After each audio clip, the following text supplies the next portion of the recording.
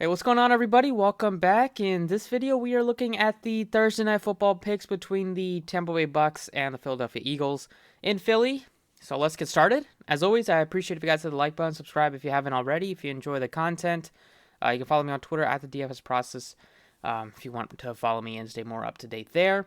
And let's get into the picks here. So it's a slate that we kind of already know which direction to go with some of the injuries on both sides.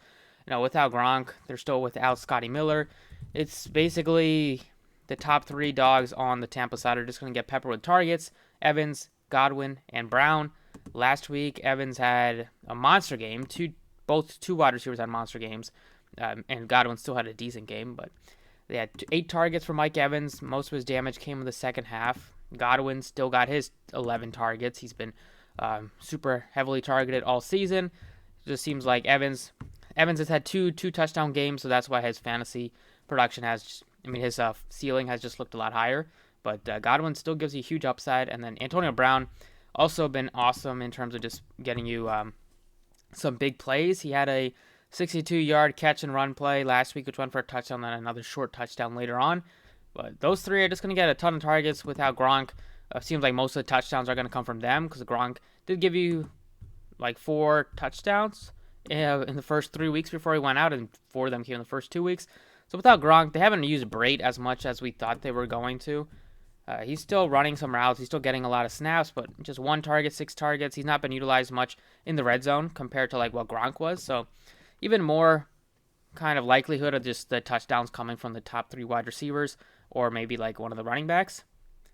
So obviously you want to get to some of the Tampa guys here. I love Jalen Hurts.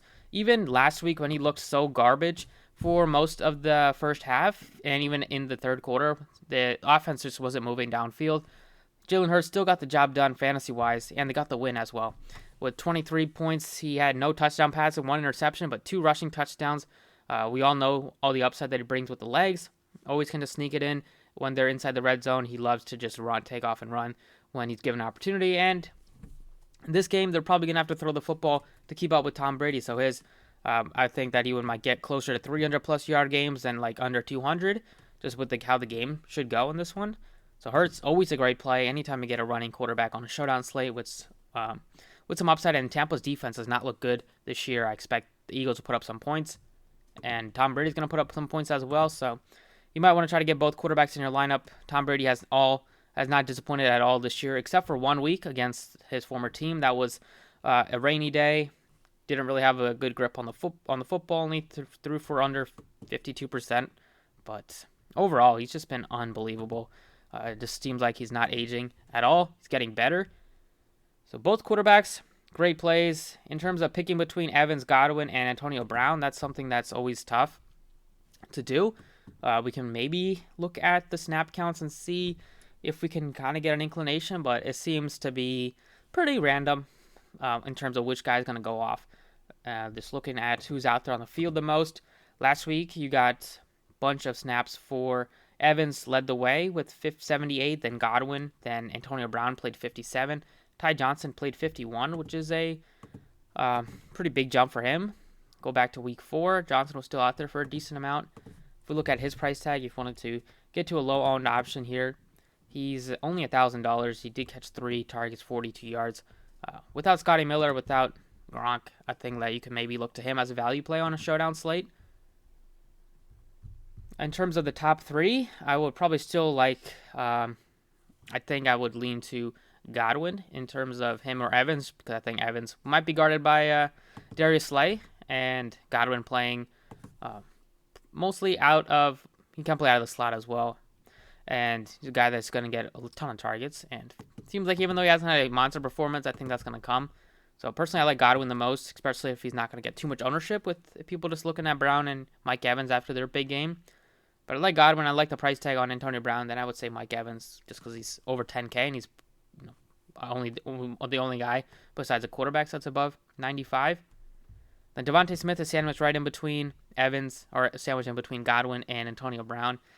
He's been like the only receiver that the Eagles can rely on. Greg Ward does have 2 touchdowns, but that's come on 2 catches in garbage time. But Devontae Smith has been on the field the most out of the Eagles wide receivers. He's running a ton of routes, and he's getting targeted the most as he should be. He's had like 2 touchdowns already called back, so he should have 3 touchdowns. Maybe he has had 3 touchdowns. I know he's had at least 2 touchdowns called back watching the Eagles games. He's going to have a breakout game very soon, especially if they put Richard Sherman on him. Sherman has gotten targeted immensely the first 2 weeks, or the last 2 weeks. So I think Smith is on route to have one of his best games of the season. Leonard Fournette, he's 78. Teams have just been running the football against the Eagles. Now they are 30th in the league after last year and years past. They were so good against the run.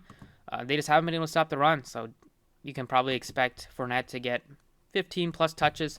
He makes some sense as a good value play. I'm not looking at Sanders at all. The Eagles just haven't utilized Sanders the way we thought they would. He has no touchdowns this year. And it's just not been like the coaching staff just doesn't seem to be super pleased with him. End of last week, he failed to go out of bounds twice when they under 2 minutes, and then he got pulled for Gainwell at the last couple of snaps. So I don't know. I want to be shocked if he gets traded in a couple of weeks if the Eagles season if they lose this game and they are like 3-5 at the deadline or something like that. But I'm not looking at Sanders on a showdown slate. I would rather take a shot on Gainwell, who's only $2,400. He's had the better games. He's had the touchdowns. Even though he's not getting as much snaps, I feel like he still gives you opportunity in terms of the passing game. They don't like to utilize Sanders a lot on third downs. He did have 5 grabs last week, but that went for 6 yards. So Gainwell has shown a more explosive ability in just catching passes out of the backfield, and he's broken off some nice runs when he's given an opportunity. So you might only look at like 3 touches out of him, but the upside is there for like close to 10 if he gets involved in the passing game, which he should if this game goes as expected. So $2,400 Gainwell, I like him a ton. Ertz is going to be super popular, as he should be, because Dallas Goedert is not going to play with he's on the COVID-19 list. So Ertz is going to jump into the number 1 tight end. He's going to be out there on the field a ton. Even in his last couple of weeks, he's getting targeted a good amount, 6, 8, and 7 the last 3. Only 1 catch last week on 6 targets is not good, but he's going to have the opportunity to produce. He's going to be one of the most popular captain plays tomorrow night, so if you want it to be different, maybe you can play like Gainwell if you want to be super sneaky, or play one of the quarterbacks, but I would expect Ertz to be the most popular captain play tomorrow. Just the price tag is just too cheap, and there's a lot of stars to pay up for. So for the Eagles cheap guys, Ertz, Gainwell are the 2 favorites for me. Ty Johnson I like just because he's going to get some opportunities. I don't really play like Jones at all, or on a showdown maybe, but you're going to need him to get into the end zone like he did against the Patriots where he stole a touchdown from Fournette, because he's not getting utilized much in the passing game. He's looking at like 5 to 7 carries on the ground at most, unless Fournette happens to get hurt, or if Fournette fumbles, which he hasn't done much. Jones has had the issues fumbling. Just don't really see him getting a lot of work. So I would probably look to like Johnson as some guy with some more upside, or like Howard, just on a showdown slate. Look at his snap counts. Still been Brait who's played the most. This is week 4. Played 65 in week 4. In week 5, played 59%. He's actually played more than Cameron Brait last week. It's a little bit of a telling sign. That game wasn't super competitive at the end, so maybe that has something to do with it. But if you're getting good production and good snaps, we're not getting great production, but if you're getting good snaps out of O.J. Howard, I think on a showdown slate, he could maybe have a chance to break the slate. We've seen tight ends break the slate almost every single showdown. And that's it in terms of the value guys. So in terms of building lineups, we'll look at like 3 probably approaches. The first one would be with the most popular captain play, which I would expect is Zach Ertz. Just makes a lot of things work if you play him at captain, because you're going to be able to get to all the expensive guys. So you play Ertz, you want to pair him with Jalen Hurts, Ertz stack. You can throw in Tom Brady, pair Tom Brady with either of his top 3 weapons. They all look solid, but if I go with Chris Godwin, now we have $5,800 left. If I plug in Gainwell at $2,400, we have $9,200 left now. Plug in Devontae Smith.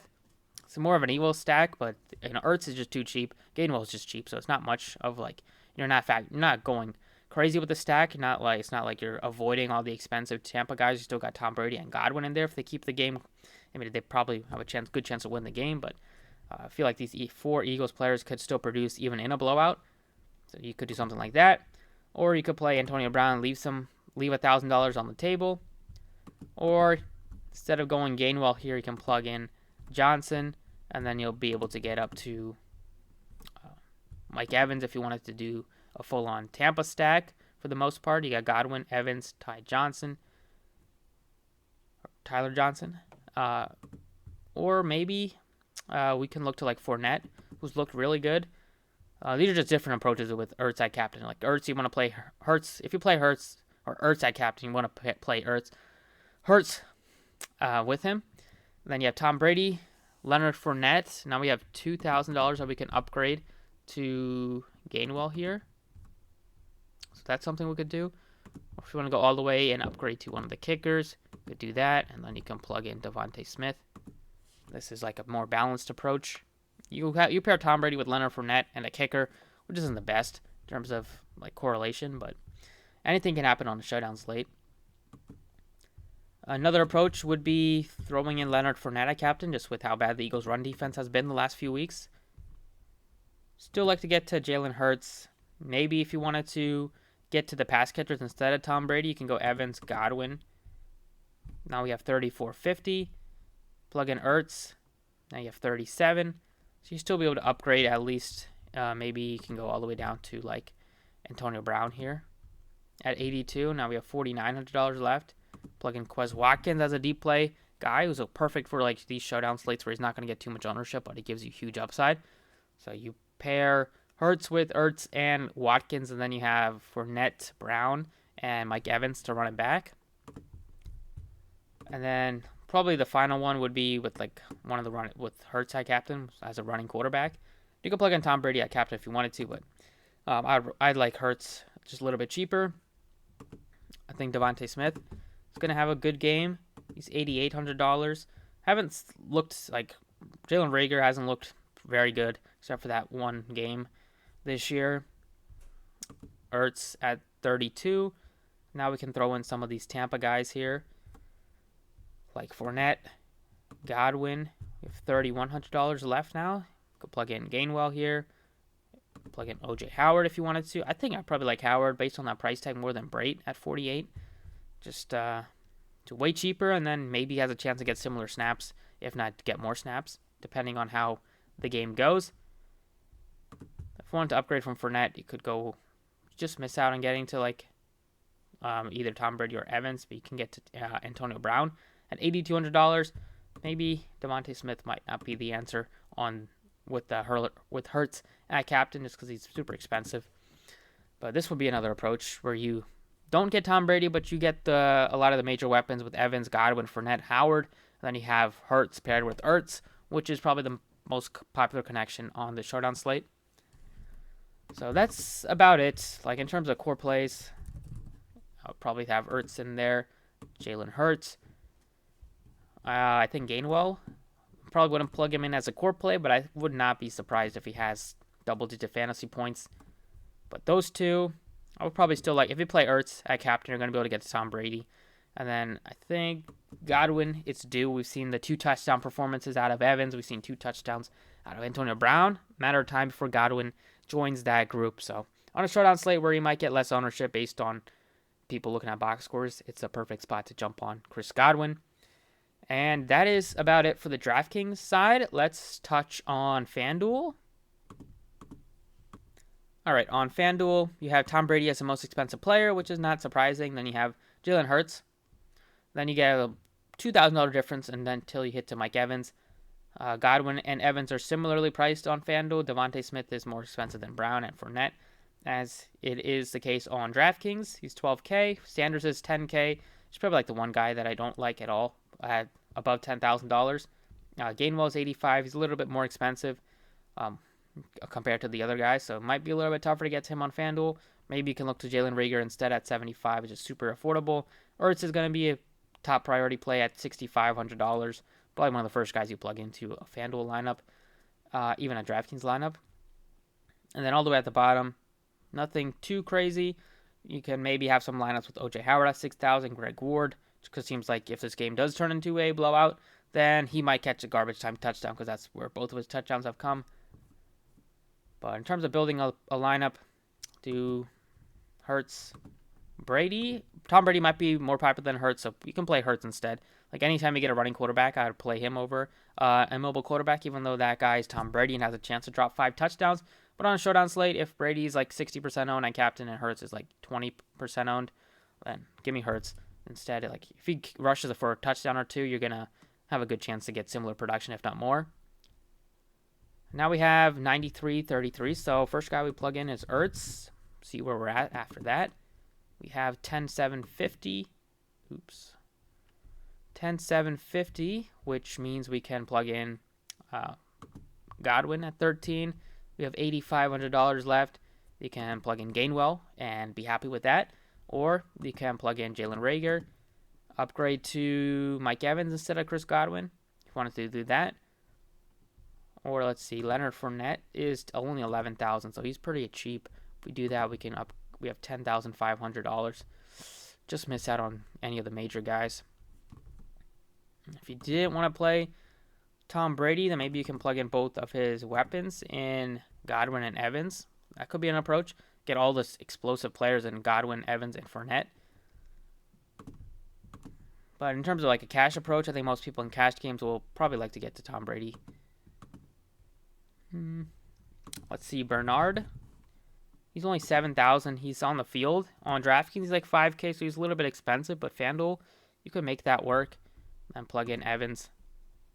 So I think, I feel like at the bottom, you probably have a decent chance of like Reagor having a somewhat solid performance, or Quez Watkins. Probably Quez Watkins, Bernard. All the way at the bottom, maybe between Brait or Howard, they catch a touchdown. Tyler Johnson, Greg Ward, maybe they have a couple of catches for decent yardage. So I feel pretty good about going with these three. I think picking between like Bernard or Quez Watkins might be the way, and I'm just paying up for Godwin or Evans in the other spot. But that's about it for the showdown picks. Thank you for watching. Best of luck tomorrow night, and I'll see you all next time.